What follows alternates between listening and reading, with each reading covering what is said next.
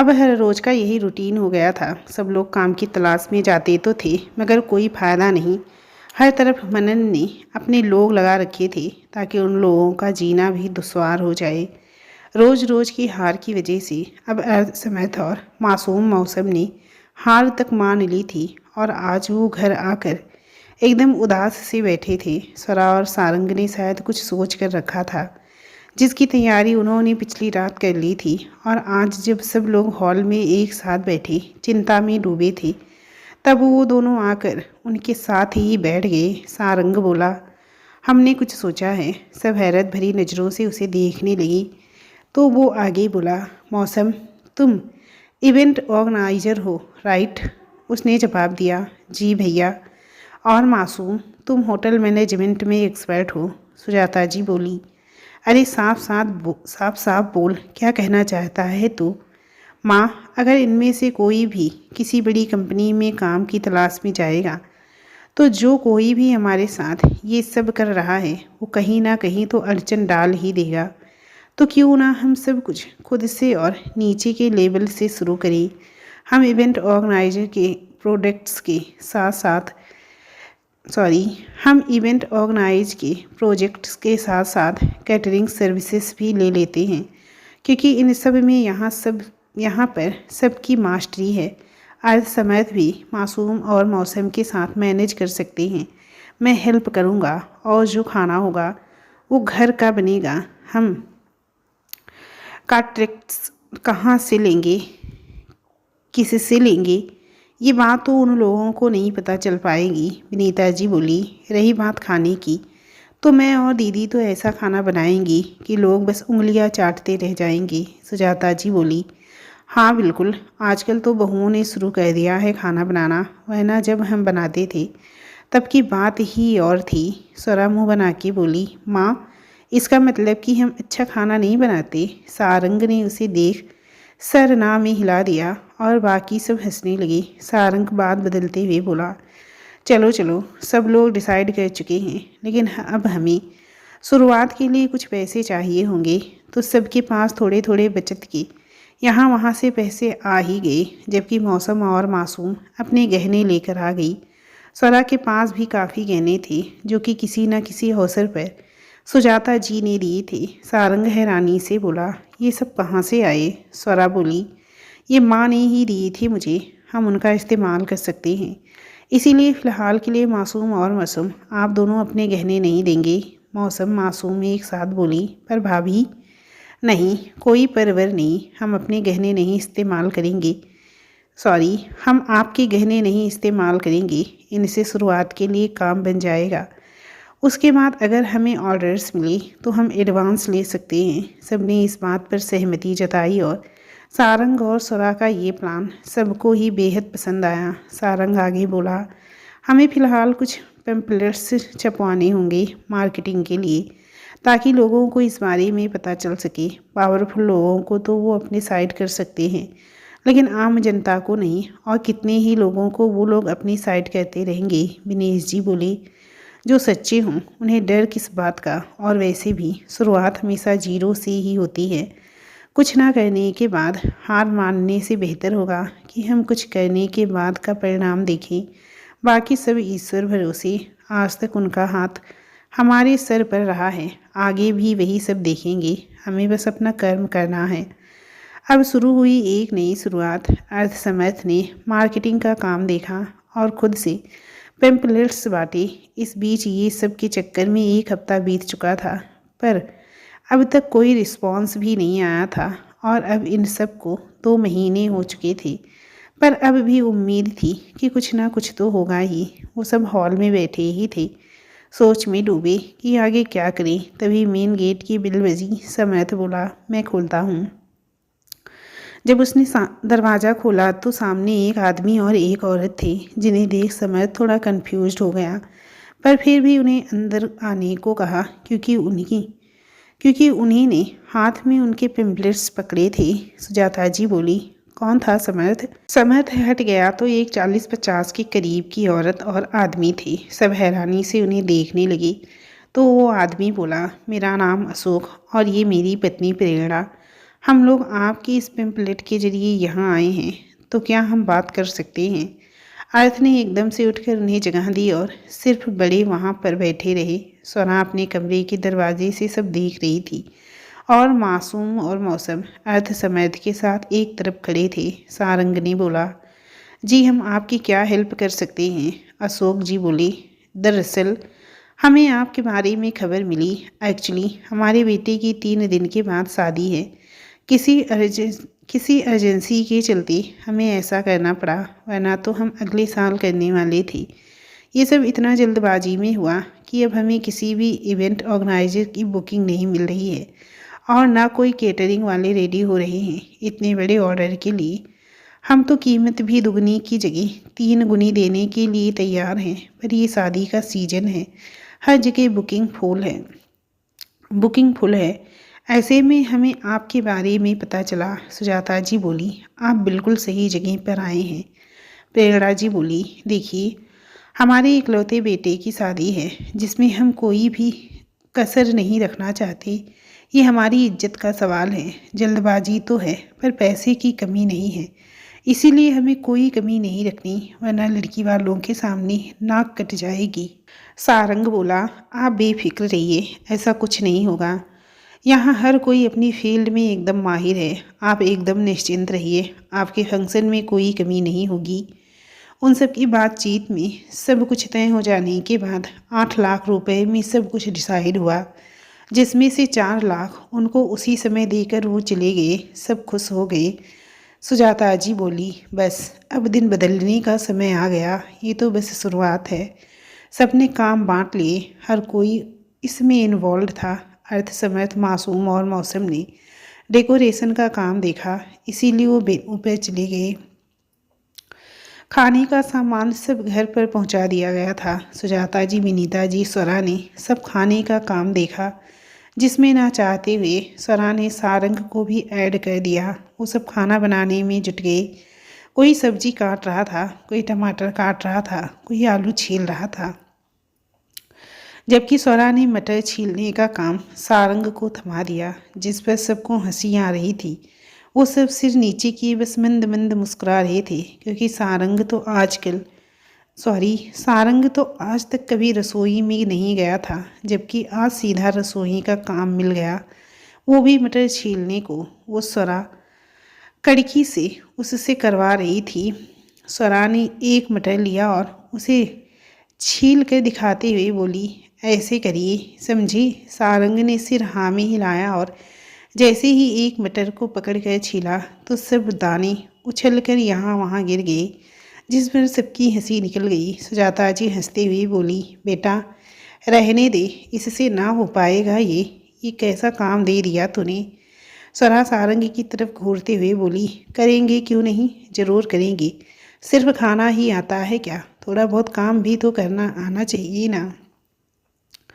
सारंग ने फिर मटर सब बर्बाद कर दिए। स्वरा सर पे हाथ रख कर फिर सब दाने चुनते हुए एक तरफ सालने लगी तो विनीता जी बोली, स्वरा बेटा रहने दे, इससे तो बर्बादी ही हो जाएगी, सब तो बनेगा क्या?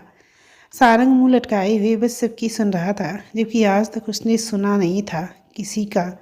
पर ये उसकी ऑफिस की मीटिंग जैसा काम नहीं था जो वो यूं चुटकी बजा कर लेता था। ये उससे भी मुश्किल था। स्वरा फिर बोली, माँ कितना सिर पर चढ़ाया था आपने इन्हें बचपन में, इनसे सिंपल से मटर नहीं छीले जा रहे। क्या करूं बेटा, ये कभी रसोई को देखता तक नहीं था, इसीलिए आज ये दिन देखना पड़ रहा है। विनीता जी आलू छीलते हुए बोली, बेटा बाकी सब काम तो ठीक है, पर घर के काम तो आने ही चाहिए। देखो मैं कितने अच्छे से कर रहा हूँ। विनीता जी आंखें दिखाते हुए बोली, तो आपको कौन सा ये सब पहले से आता था? सब कुछ मैंने ही सिखाया है। सुजाता जी और स्वरा हंस दिए। विनीता जी सारंग से सब सामान लेते हुए बोली, रहने दे, तुझसे नहीं होगा। सारंग स्वरा को घेरते हुए बोला, ऐसी कोई चीज़ नहीं बनी जो मुझसे ना हो सके, अब तो होकर ही रहेगा। स्वरा भी सेम टोन में घूरते हुए बोली, हाँ लेकिन एक भी दाना गिरना नहीं चाहिए। सारंग ने बात को सीरियसली लिया और सब काम खत्म कर दिया, जिससे सब हैरान हो गए। बाउल विनीता जी को देते हुए स्वरा को देखते हुए वो बोला, पता चल गया होगा कि मैं हर एक काम कर सकता हूँ। सारंग का फ़ोन बजने लगा तो वो रूम में चला गया। सब हंसने लगे। सुजाता जी बोली, तूने तो कमाल ही कर दिया स्वरा। स्वरा मुस्कुराते हुए बोली, अगर उन्हें किसी काम में नहीं लगाती तो वो ना जाने क्या क्या सोच में डूबे रह जाते। ऐसा करना ज़रूरी था, और जो मैंने कहा उसके लिए सॉरी। तो भी पागल है, मुझे क्यों बुरा लगेगा? तूने एकदम सही किया। आज का पूरा दिन खाना बनाने में और ढेर सारे मेन्यू में रेडी करने में चला गया। बाकी डेकोरेशन का काम उन चारों ने देख लिया। स्वरा आज बेहद थक गई थी। ऐसा होना लाजमी भी था, पर उसने जताया नहीं और आकर एकदम से बिस्तर पर लेटते ही सो गई। सारंग सबके साथ बाहर था, हर कोई थका हुआ था। तो सुजाता जी बोली, स्वरा के लिए खाना कमरे में ही लेकर चला जा। जा तो मासूम मासूम रही थी, पर सारंग ने अपने लिए भी उसी प्लेट में खाना लिया और कमरे में चला गया। अंदर दाखिल होते हुए बोला, ये क्या, आज इतनी जल्दी ही सो गई, वो भी बिना खाए। आगे बढ़कर उसने स्वरा को जगाया, स्वरा उठो, खाना खाकर सो जाओ। स्वरा कसमसाते हुए बोली, मुझे मन नहीं है, सोने दीजिए प्लीज़। सारंग ने उसे ज़बरदस्ती कंधे से पकड़ के उठाया। वो रोने सा मुंह बनाते हुए बोली, ये क्या, मुझे सोने दीजिए। सारंग पीछे पिल्लू लगाते हुए बोला, ओके सोती रहो, पर बैठे बैठे, और हाँ, मुंह खुला रखना प्लीज़। ऐसे कौन सोता है भाई? प्लेट उठाते हुए वो बोला, तुम बस मुंह खुले रखो और सो जाओ, मैं खुद खाना खिलाता हूँ तुम्हें। स्वरा ने पूरी आंखें खोली। क्या, आप खाना खिलाओगे? सारंग स्पून उसके मुंह के करीब करते हुए, हाँ, क्योंकि ये मटर छीलने से ज़्यादा आसान काम है। स्वरा हंसने लगी और सारंग भी। दोनों ने खाना खाया और सब सो गए, क्योंकि कल का दिन बेहद ख़ास था। अगले दिन जहाँ शादी थी वहाँ पर कार्यक्रम बेहद सुखद और शानदार तरीके से हो गया। सारंग भी गया हुआ था साथ में, पर अलग से। बाकी सब पहले ही चले गए थे। अशोक ने चेक उनकी तरफ बढ़ा दिया तो सारंग बोला, ये तो 6 लाख है, जबकि बात तो 4 की हुई थी।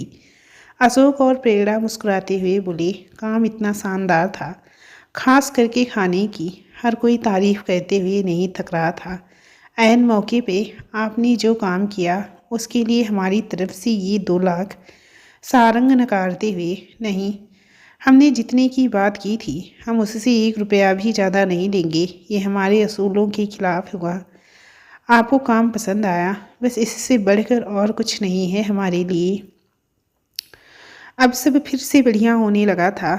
एक दिन छोटे बड़े सब आए दिन छोटे बड़े सब तरह के इवेंट के लिए उन्हें ही ऑर्डर्स मिलते, जिससे अब सिचुएशन बहुत ही अच्छी हो गई थी। और ज़िंदगी भी। स्वरा का 3रा महीना लग चुका था और सब अच्छे से चल भी रहा था। एक रात स्वरा धीमे धीमे से चलते हुए अंदर आ रही थी। दरवाजे से अंदर आते हुए उसके कान में कुछ सुनाई दिया। अंदर सारंग किसी से कह रहा था, ये बहुत बड़ा सच है जो मैं अभी सबको नहीं बताना चाहता, ये सिर्फ तुम्हें ही मालूम है और अपने तक ही रखना, समझे? मुड़कर उसने देखा तो स्वरा अंदर आ चुकी थी। स्वरा, तुम्हारे लिए इतनी देर खड़ा रहना सही नहीं है, यहाँ आकर बैठ जाओ। स्वरा आगे बढ़ते हुए बोली, कैसा सच जो आप किसी को नहीं बताना चाहते? वो है एक सच, मतलब ये उस इंसान के खिलाफ है जो हमारे साथ ये सब साजिश कर रहा है। स्वरा ने आगे कुछ नहीं बोला और आकर दूसरी तरफ लेट गई, पर डाउट अभी भी उसे था, लेकिन कुछ भी पूछना सही नहीं समझा। सुबह के 4 बजे के करीब एक अंधेरी जगह पर हर तरफ काला काला ही नजर आ रहा था। वहीं बीचों बीच एक आदमी कुर्सी से बंधा छटपटा रहा था। उसके चेहरे को कपड़े से बांधा रखा था और हाथ पैर भी। तभी पास खड़े एक आदमी ने उस शख्स के चेहरे से कपड़ा हटाया तो ऊपर की तरफ एक बल्ब जगमगा रहा था। उसकी आंखें एकदम से फैल कर बड़ी हो गई। सामने की कुर्सी पर एक शख्स एकदम राजा की तरह विराजमान था। हाथ में बंधी घड़ी, सलीके से पहनी शर्ट, एक पैर पर दूसरा पैर कोहनी कुर्सी से टिका रखी थी और आंखें जलते अंगारे सी उसे ही घूर रही थी। वो आदमी एकदम डर से कांपने लगा और उसी आवाज़ से हकलाते हुए बोला, तुम? सामने बैठा शख्स बोला, क्यों, क्या हुआ? मुझे ऐसे देखकर हैरानी हो गई। हैरानी नहीं, सॉरी, दुख हुआ होगा ना कि आखिर में ऐसा कैसे हो गया। क्यों? नहीं, तुम गलत समझ रहे। कुर्सी को किक करते हुए वो उठकर चिल्लाया, चुप, एकदम चुप। क्या लगा था तुझे? हाँ, मेरी कमजोरी पर वार करेगा तो मुझे मालूम भी नहीं चलेगा, है ना? वो फिर कपकपाते हुए बोला, सारंग तुम। वो फिर गरजा, अपनी जुबान से मेरा नाम भी मत लेना। अपनी इस घटिया जुबान पर मेरा जिक्र भी मत करना। मैंने तुझे अपना दोस्त नहीं, भाई से बढ़कर माना था और तूने मेरी ही पीठ में छुरा घोंपा। मुझे तुझसे ये उम्मीद बिल्कुल नहीं थी माहिर। तू तो मेरा दोस्त था ना, पर फिर भी तूने ऐसा किया। क्यों? क्यों क्यों क्यों? वो माहिर के एकदम करीब आकर बोला था। माहिर की जबान साथ नहीं दे रही थी, क्योंकि सच यही था। सारंग ने कुर्सी खींची और फिर उस पर बैठकर बोला, पता बता, क्या बिगाड़ा था मैंने या मेरी फैमिली ने तेरा? हाँ, जवाब दे। तुझे पता है जो तूने किया ना, उससे एक बार फिर मुझे पता चल गया कि मैं कितना बड़ा बेवकूफ़ हूँ जो हर किसी पे भरोसा कर लेता है। चल, दोस्ती को दरकिनारे कहते हैं, पर तूने तो अपने प्रोफेशन के साथ भी कितना बड़ा धोखा किया। उन कॉन्ट्रैक्ट पेपर्स में हेरा फेरी करते हुए एक बार भी नहीं सोचा तूने? बोल। माहिर ने बस हकलाते हुए डर से बोला, I am sorry, I am really sorry, मुझे माफ़ कर दे सारंग। हाँ हाँ हाँ हाँ, माफ़? किस किस किस चीज़ के लिए माफ़ कर दो तुझे मैं? बोल। ये जो तू जगह देख रहा है, ये वही जगह है जिसे तूने अपने हाथों से जलाया था। मेरी अपनी पहली कमाई से बनाया और संजोया हुआ खुद का घर, पर इसे भी बर्बाद कर दिया। इसके लिए माफ़ करूं या मेरे साथ इतना बड़ा फ्रॉड करके मेरा सब ख़त्म कर दिया, उसके लिए माफ़ कर दूं? तुझे भाई माना, ये गलती हो गई, उसके लिए बता, किस किस के लिए माफ़ कर दूं? तुझे क्या लगा कि तू मुझे तोड़ देगा और मैं टूट भी जाऊंगा? सारंग, सारंग सूर्यवंशी नाम है मेरा। गिरकर उठना अच्छे से आता है मुझे। कुछ देर दूर जाकर सारंग बाहर को देखने लगा। जब तक अब तक जो गुस्सा था आंखों में, उसकी जगह आंसुओं ने ले ली। वो शांत लहजे में बोला, अगर तुझे पैसे ही चाहिए थे तो कह देता, यूं ही दे देता, पर तुझे ऐसा नहीं करना चाहिए था। और तेरा तो कर्ज भी है ना मेरे ऊपर। हाँ, इन रगों में तेरा दिया हुआ खून भी तो है। इस नाते भी मैं तुझे कुछ नहीं कर सकता। माहिर ने बहुत हिम्मत कर बोला, मुझे ये सब कहना पड़ा क्योंकि मुझे जो चाहिए था वो यूं ही नहीं मिल सकता था। इसीलिए तूने उन लोगों के साथ हाथ मिला लिया। हाँ हाँ, मिला लिया, क्योंकि मेरे पास बस यही रास्ता था। फिर माहिर ने हैरानी से उसे देख बोला, तुझे कैसे पता चला कि ये सब मैंने किया? और तेरे तो पैर काम नहीं कर रहे थे, फिर ये सब?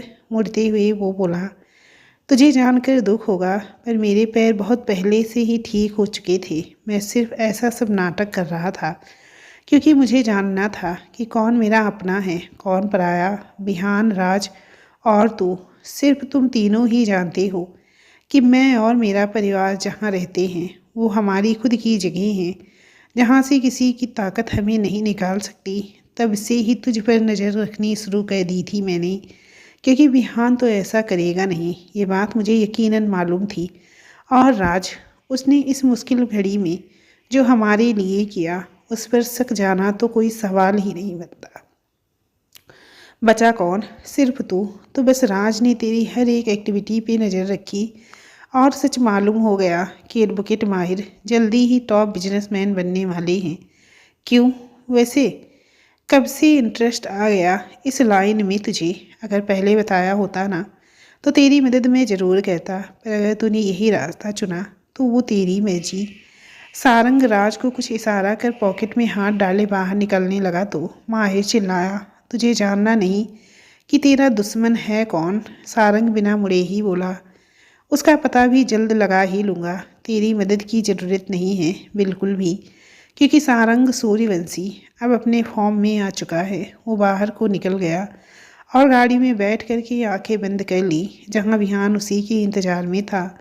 विहान उसके कंधे पे हाथ रखकर बोला, तू ठीक है? सारंग ने हाँ में सिर हिलाया। कुछ देर तक शांति पसर गई। अंदर माहिर हैरान था, क्योंकि राज उसकी हाथ में बंधी रस्सी को खोल चुका था। सारंग ने कुछ नहीं किया। क्यों? लेकिन इतना बड़ा धोखा मिलने के बाद भी वो मुझे जाने दे रहा है, क्यों? राज बाहर जाते हुए, क्योंकि अगर वो भी आपके जैसे हो जाते तो उनमें और आप में कोई फ़र्क नहीं रह जाता। अब आगे जो भी होगा उस सब के जिम्मेदार आप खुद ही होंगे। राज के कहे शब्द सुनकर इसे समझ ही नहीं आया कि क्या मतलब था उसका। वो वहीं अंधेरे में खोते हुए उसे देखता रहा। उसे हैरानी थी कि सारंग ने उसे जाने दिया यूं ही। राज बाहर आकर गाड़ी में बैठ गया तो सारंग ने सर पीछे टिका रखा था, आंखें बंद थी। सारंग बोला, छोड़ दिया उसे? जी सर। विहान हैरान होकर, क्यों? ऐसे ही जाने देगा तू उसे? सारंग ने जवाब दिया, क्योंकि सबसे ज़्यादा दुख उसकी फैमिली को हुआ है, सच जानकर। और मुझे बेहतर फैमिली की इम्पोर्टेंस कौन जानता है? उसे उसकी सज़ा वही देंगे। तो अब आगे? सारंग बोला, तुम लोग अपना अपना काम कहते रहो। पेपर्स की छेड़छाड़ बेशक माहिर ने की थी, शॉर्ट जिसे हम शॉर्ट कर चुके हैं, पर हम अपनी इतनी सॉरी पर हम अभी इतनी जल्दी सब वापस नहीं लेंगे। जो कोई भी ये सब कर रहा है उसे पकड़ने के बाद ही अब सब वापस लेंगे। राज ने दोनों से बाय बोला और बाहर निकल गया। बिहान ने गाड़ी स्टार्ट कर दी। वैसे तो ठीक कब हुआ? 1 हफ्ते पहले। कैसे? काम से निकला था घर से राज के साथ। सड़क के बीचों बीच एक बच्चा अटक गया था। जाने कैसे पैरों में जान आ गई और उसे बचा लिया। तो सुरा को बताया या फिर घर पर किसी को? नहीं। तो कब बताने का इरादा है? सही मौके पर। और वो कब आएगा? Bihan, you are irritating me now. अच्छा चल छोड़ ये सब, बता आजकल स्वरा कैसी है? क्या चल रहा है? तू ख्याल तो रखता है ना? सारंग ने आंखें खोल के उसे देखा और मुंह बनाते हुए बोला, उसका तो पूछ ही मत। क्या क्या करवाती है मुझसे? बिहान चौंक कर, क्यों? क्या करवाती है वो? तू मुझे मत ले, समझा? वो मुझसे मटर छिलवाती है, प्याज कटवाती है। बिहान बीच में ही हंस हंस कर लोटपोट होकर उसे देखने लगा तो सारंग घूरते हुए बोला, क्या है? हंस क्यों रहा है? रति को बोलना पड़ेगा, इससे भी करवा ये सब, तब अकल आएगी। बिहान बोला, इसका मतलब तू बहुत दुखी हो गया है। सही है, अभी हीरोगिरी दिखा रहा था और अब शायद कल फिर यही करना पड़े। क्यों? नहीं, अब ऐसा नहीं है। मैं शुरुआती दिनों की बात कर रहा था। अब तो उसके अलग अलग फरमान होते हैं, जैसे कि मुझ पर बेमतलब गुस्सा होना, डांटना, और जब उसे ज़रा सी ऊंची आवाज़ में कुछ कह दो तो बस माँ से जाकर मेरी शिकायत लगा देना। ओ भाई, तू तो बुरा फंस गया नहीं? बिल्कुल भी नहीं, क्योंकि वो बहुत ही ज़्यादा केयरिंग है, सपोर्टिव है। इस हालत में भी उसने मेरा पूरा साथ दिया, ख्याल रखा, यहाँ तक कि जब मैं बुरी तरह से टूट गया था उसी ने तो सहारा दिया था और अब समझाया था। स्वरा की बात ही अलग है, वो सबसे अलग है। ओह, तो कोई बहुत ही ज़्यादा डूब गया है प्यार में। क्या बात है? सारंग बस मुस्कुरा दिया। विहान आगे बोला, तो तू भी उसका ख्याल सही से रख रहा है कि नहीं? हाँ हाँ, रख रहा हूँ ना। अभी मासूम को उसके पास छोड़ कर आया हूँ। वैसे तो उसे पता नहीं चलेगा, फिर भी रात को अगर ज़रूरत पड़ गई तो कोई होना चाहिए पास में। पर तूने सोचा है कि अगर स्वरा को पता चलेगा कि तू ठीक हो गया है और इस बात को छिपा रहा है, तब वो कितना नाराज़ होगी? उसे मनाना मेरे बाएं हाथ का खेल है। Don't worry. बात करते बात करते तक सुबह के 7-8 बजे के करीब वो लोग घर पहुँचे। स्वरा तो अब तक सो ही रही थी, उसे आराम की ज़रूरत थी। बाकी सब अपने अपने कामों में लगे हुए थे। तभी सारंग व्हील चेयर पर विहान के साथ घर में दाखिल हुआ। सुजाता जी बोली, इतनी सुबह सुबह तू कहाँ से आ रहा है सारंग? वो माँ, बहुत ज़रूरी काम आ गया था तो जाना पड़ा। किसी को परेशानी ना हो इसीलिए। बिहान को ले गया था साथ। अच्छा मासी, अब मैं निकलता हूँ। बिहान सारंग को छोड़कर चला गया। सारंग हर तरफ देखते हुए बोला, बाकी सब लोग कहाँ हैं? वो चारों तो चले गए शायद, कुछ काम आ गया था। आरुष भी स्कूल गया है और हम तीनों भी मंदिर जा रहे हैं। तो तू स्वरा और अपना ख्याल रखना जी। वो अपने कमरे की तरफ बढ़ गया तो स्वरा बड़ी मासूमियत से सो रही थी, जिसे देख सारंग के चेहरे पे मुस्कान आ गई। वो आगे बढ़कर उसे अच्छे से कंबल उड़ा रहा था। तभी स्वरा नींद में कसमसाई और झट से आंखें खोल दी। स्वरा एकदम से उठकर बैठ गई। सारंग जी, आप? क्यों, किसी और को होना चाहिए था क्या कमरे में? मेरा रूम है तो मैं ही रहूँगा ना। नहीं, मैं ऐसा कब कह रही हूँ? लेकिन अभी आप मेरे ऊपर आ गए थे, मैंने देखा। आपके पैर ठीक हो गए क्या? आप खड़े कैसे हो गए थे? मैंने देखा अभी। सारंग ने एक झपट उसके सर पर लगाई और बोला, नींद में हो क्या अभी भी? मैं कहाँ उठा था, मैं यहीं तो था। सॉरी, मैं यहीं से तो हाथ आगे करके ब्लैंकेट कवर कर रहा था। नहीं नहीं, मेरी आंखें धोखा नहीं खा सकती, मुझे पता है। आप सुबह सुबह कुछ काम धाम है या बस मेरी कमजोरी का फ़ायदा उठाना है तुम्हें? मुंह लटकाते हुए वो बोली, सॉरी, मेरा ऐसा कोई अटेंशन नहीं था। सारंग भी नाटकिया गुस्से से, पर मुझे तो ये बात दिल पर लगी ना।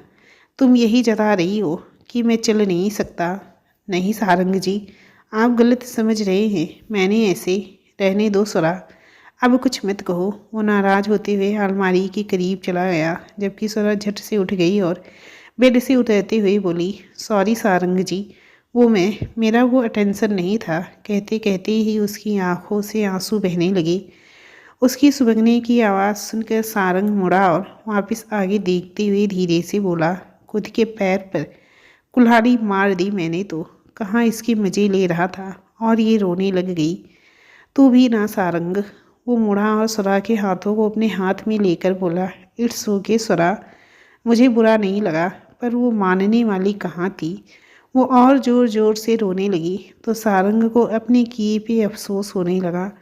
उसने तो सिर्फ स्वरा के मज़े लेने के लिए ऐसा किया था, पर अब पासा उल्टा पड़ गया। अच्छा अच्छा, आप शांत हो जाओ, मुझे बुरा नहीं लगा प्लीज़। नहीं, मैंने आपका दिल दुखाया है, मुझसे बहुत बड़ी गलती हो गई। सारंग अब इरिटेट होकर चल दिया। अरे कुछ नहीं हुआ है यार, चुप हो जाओ ना। वो एकदम से उसे देखने लगी और फिर रोने लग गई तो सारंग ने मुंह बना दिया, तुम सच में चुप नहीं करोगी? उसने ना में सिर हिलाया। मैं फिर बोल रहा हूँ, क्या तुम चुप नहीं होगी? उसने फिर ना में सिर हिलाया तो सारंग ने स्वरा को एकदम से खींचकर अपनी गोद में बिठा लिया और उसके होठों को अपने होठों से बंद कर दिया। स्वरा की आंखें एकदम से बंद हो गई। उसका रोना अब धीरे धीरे कम हो गया। दोनों ही आंखें बंद किए एक दूसरे की धड़कनें साफ सुन पा रहे थे, जो कि किसी सुपरफास्ट एक्सप्रेस से भी फास्ट चल रही थी। दूसरी तरफ सरगम अब गुस्से से पागल हुई जा रही थी। उसका एक भी प्लान काम जो नहीं कर रहा था। गुस्से से वो सोफे पे बैठते हुए बोली, एक भी आदमी ढंग का नहीं है। क्या फ़ायदा है ऐसे लोगों को पाल कर रखने का जो कोई काम भी ढंग से ना कर सके। शान पास बैठे अखबार पढ़ते हुए बस मुस्कुरा रहा था, क्योंकि ये उसी का किया धरा जो था। सरगम ने फ़ोन निकाल कर तुरंत मनन को कॉल किया। मनन ने जवाब दिया, क्या हुआ छोटी, तो ठीक तो है? बिल्कुल भी ठीक नहीं हूँ भैया, पूरे 1 महीने से आप बाहर हैं और ये लोग, यानी कि आपके जो ये आदमी हैं, किसी भी काम के नहीं हैं और वहाँ हमारे दुश्मन चैन की ज़िंदगी बिता रहे हैं।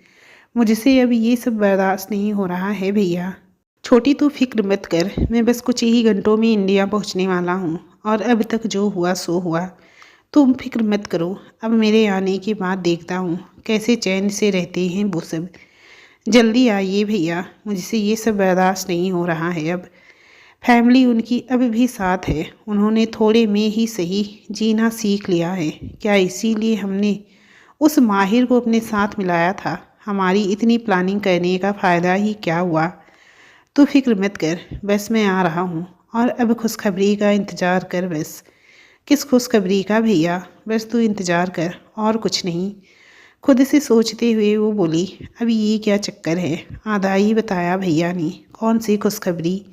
शाम भी बातें सुन रहा था पर उसे कुछ समझ नहीं आया। वहीं अर्धसमर्थ मौसम और मासूम अपने अपने काम से अलग अलग जगह पर गए हुए थे। सारंग ने कुछ ही देर के बाद स्वरा को छोड़ दिया तो वो नज़रें ऊपर की उसे देखने लगी। वहीं सारंग भी उसी की नज़रों में गुम था। ये पहली बार था जब दोनों एक दूसरे को यूं देख रहे थे। सारंग बढ़ते बढ़ते स्वरा के करीब गया और एकदम उसके कान के पास आकर धीरे से बोला, ये किस तुम्हारे लिए तो बिल्कुल नहीं था। इस पर किसी और का हक है, समझी? वो गुस्से से उठकर बोली, किसकी किसकी है फिर? सारंग बोला, तुम्हें क्यों बताऊं मैं? क्योंकि मुझे जानना है कि मैं क्योंकि मुझे जानना है कि किसका हक है, पर मैं इंटरेस्टेड नहीं हूँ बताने में। वो एकदम से सारंग के करीब उसके चेहरे के पास आकर बोली, चुपचाप बता रहे हैं कि नहीं? वो इस वक्त इतने गुस्से में थी कि सारंग को समझ नहीं आया कि कोई इतना खतरनाक भी हो सकता है, जबकि वो फनी ज़्यादा लग रही थी। सारंग डरने का नाटक करते हुए बोला, नहीं तो क्या करोगी? नहीं तो माँ से कह दूंगी कि अब आपकी ज़िंदगी में कोई तीसरी आ गई है। बात तो सही कही वैसे। कोई बात नहीं, कह दो। क्या? सच में? सच सच बोलिए, आप झूठ कह रहे हैं ना? नामी सिर हिलाते हुए सारंग बोला, ये 100% सत्य है। सरा बेड पे जाके बैठ गई तो सारंग उसे देख हंसी बहुत आ रही थी, पर फिर भी कंट्रोल कर उसे देख रहा है। स्वरा के अगले एक्शन का इंतजार करने लगा। वो एकदम से उठकर उसके पास आ गई और बोली, आपको ये सब कहते हुए बिल्कुल भी झिझक नहीं हुई? अरे टीवी सीरियल्स की तरह कितनी शादी करने के बारे में सोच रखा है आपने? नहीं, कोई फिक्स नहीं है। हो, कितनी बेशर्मी से कह रहे हैं। इसका मतलब अब आप नहीं रुकेंगे और एक ढूंढ भी ली है। वाह, बहुत अच्छे। क्या बात है। वैसे इस उम्र में तो कोई बूढ़ी ही मिली होगी। अपने बालों में हाथ फेरते हुए वो बोला, क्यों? I am still so young. अभी भी लड़कियां फ्लैट हो जाती हैं मुझ पर। तो ऐसी कोई नौबत तो बिल्कुल नहीं आई कि किसी बूढ़ी को फंसाऊं मैं। स्वरा की घबराहट अब बढ़ती जा रही थी, पर वो फिर आंखें उचकाते हुए बोली, क्या वो सुंदर है? मज़े लेते हुए वो बोला, बहुत ही ज़्यादा। आंखें उचकाते हुए वो फिर बोली, कब से जानते हैं आप उसे? सोचते हुए सारंग बोला, यही कोई 2-3 महीने से। और इतनी जल्दी प्यार भी हो गया? हाँ बिल्कुल। प्यार होने में वक्त थोड़ी लगता है, और उसे पहचानने में तो बिल्कुल वक्त नहीं लगता। वो खुद से बड़बड़ाई, मेरा तो नहीं पहचाना बिल्कुल भी। कुछ बोला तुमने? नहीं तो। अच्छा, उसे कभी देखा है क्या आपने? नहीं, अभी तक तो नहीं। क्या? देखा नहीं और प्यार हो गया? ये ऐसा कैसा प्यार है? प्यार होने के लिए देखना ज़रूरी नहीं है। और अब बस और सवाल नहीं। वैसे भी अब जब तुम सच जान ही चुकी हो तो अच्छे से पूरा जान लो कि मैं किसी से प्यार करने लगा हूँ, वो भी बहुत ज़्यादा। और वो किस भी मैंने उसी को की थी। गुस्से से वो बोली, तो फिर मुझे क्यों की? उसे ही करना था ना। वो मुझे तुम में वो नज़र आ गई, इसीलिए गलती से हो गया। और एक ख़ास बात, जब तुम सो जाती हो तो तुम्हारे पीछे पीछे मैं उससे बहुत मतलब की बहुत सारी बातें करता हूँ। अच्छा। तो आप मेरे पीछे उससे बात करते हैं, उससे बहुत प्यार भी करते हैं। देखो स्वरा, तुम्हें बुरा तो नहीं लगा ना? क्योंकि ऐसा लग रहा है कि तुम्हारी आंखों में अभी आंसू बहने लगेंगे। क्योंकि मैं तुम्हें बताना नहीं चाहता था, पर अब पता चल गया है तो। नहीं, मुझे क्या, आप एक छोड़कर 5, 6, 7, 8 शादियाँ करी, मुझे कोई दिक्कत नहीं। सारंग मज़े से हंसते हुए बोला, वाह ग्रेट, तुम सच में बहुत समझदार हो। स्वरा खुद से बोली, हाँ, अब तो मैं समझदार ही लगूंगी क्योंकि आपको रंग रलियाँ जो मनाने दे रही हूँ। स्वरा बोली, अच्छा सारंग जी, उस लड़की का नाम क्या है? सारा। ये नाम तो पहले भी कुछ सुना सुना सा लगता है। शायद मैंने उसके बारे में तुम्हें पहले ही बताने की कोशिश की हो, इसीलिए। अच्छा, तो अब तो मैंने सब सच बता दिया है तुम्हें, तो क्या माँ को बताओगी सब कुछ? आज नहीं तो कल उन्हें सब पता चलना ही है। उससे बेहतर है कि मैं ही बता दूँ सब। माँ मुझसे बहुत नाराज़ हो जाएंगी। स्वरा प्लीज़ माँ को मत बताना। ये सब तो प्यार करने से पहले सोच लेती। पर मैं तो उन्हें सब सच बता दूंगी। ओके बता दो, मुझे क्या। सारंग बाथरूम की तरफ चला गया और स्वरा बाहर खड़ी बस उबल कर रो गई। उसे बेहद गुस्सा आ रहा था सारंग पर। वो खुद से बोली, अच्छा अब ये किसी तीसरी से प्यार करेंगे, मैं भी देखती हूँ। आज रात में सोऊंगी नहीं तो फिर ये बात कैसे करेंगे। अभी बाथरूम में गए हैं सारंग जी। उस लड़की का नंबर तो होगा ना फ़ोन में। विहान भाई को उस लड़की का नंबर दूंगी और घर में जाकर धमका के आऊँगी कि मेरे पति से दूर रहे, वरना। तभी बाथरूम के दरवाजे से हल्का सा मुंह बाहर को करते हुए सारंग बोला, अरे सारा जरा टॉवेल देना। स्वरा फिर आंख बबूला हो गई और अलमारी से टॉवेल निकाल और खुद से बोली, नहीं दूंगी कोई टॉवेल ऑयल, रहो ऐसे ही। सारंग फिर जोर से उसका चेहरे को देखते हुए बोला, ओह सॉरी स्वरा, टॉवेल देना प्लीज़। स्वरा ने दूर से हाथ आगे करके टॉवेल उसकी ओर बढ़ाया और वापस मुड़ गई तो सारंग अंदर गाना गा रहा था जोर जोर से, जिया जले जले नैनों तले धुआं जले, हाँ रात भर धुआं जले नैनों तले धुआं जले। स्वरा वापस मुड़ गए दरवाजे के पास गई और गुस्से से किक किया तो सारंग कान दरवाजे पर लगाते हुए बोला, कुछ टूटा क्या? वो धीरे से बोली, हाँ मेरा दिल। फिर जोर से चिल्लाई, नहीं कुछ नहीं टूटा। सारंग हंसने लगा और स्वरा ने चोरी से सारंग का फ़ोन उठाया और कॉन्टैक्ट देखने लगी। इसमें तो कहीं भी सारा नाम की लड़की नहीं है। फिर सारंग जी ने बोला, वो उससे बात करते हैं। पूरा दिन उन दोनों की यही मस्ती चलती रही। स्वरा चिढ़ती रही और सारंग उसके मजे लेता रहा। सब घर आ चुके थे पर अब देर रात हो जाने पर भी अर्धसमर्थ अपनी पत्नी के साथ नहीं आए थे, जबकि उनके फ़ोन भी बंद थे। दोस्तों इस चैप्टर का एंड यहीं पे कहती हूँ। प्लीज़ आप लोग जाने से पहले कहानी को लाइक ज़रूर कर देना फ्रेंड्स, और चैनल को अभी तक सब्सक्राइब नहीं किया है तो प्लीज़ सब्सक्राइब भी ज़रूर कर लेना। चलिए मिलती हूँ नेक्स्ट चैप्टर के साथ।